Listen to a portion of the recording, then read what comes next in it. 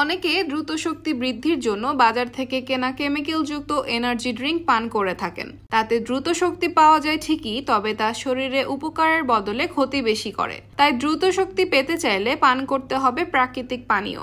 1 glass পানি দিয়ে দিনটা শুরু করুন। সামান্য লেবু বা শসা ছেঁকে এটিকে আরো সতেজ করে তুলুন।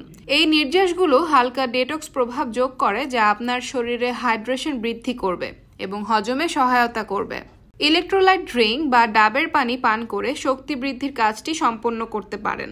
এটি যে কোনো পরিশ্রমের কাজ করার সময় হারানো সোডিয়াম, পটাশিয়াম এবং ম্যাগনেসিয়ামের মতো গুরুত্বপূর্ণ খনিজ পদার্থগুলোকে পুনরায় পূরণ করে, যার ফলে পেশিতে দ্রুত শক্তি ফিরে আসে। হারিয়ে যাওয়া ইলেকট্রোলাইট পূরণ করতে বিশেষ করে শারীরিক ক্রিয়াকলাপের পরে অতিরিক্ত ভেষজ এবং লবণ দিয়ে তাজা লেবুর রস মেশানো পানি পান করুন। স্বাদ বৃদ্ধির জন্য এর সঙ্গে সামান্য মধুও যোগ করতে পারেন।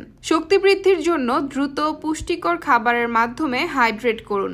বাদামের শেক, 1 গ্লাস ফলের রস অথবা টক দই বেছে নিন।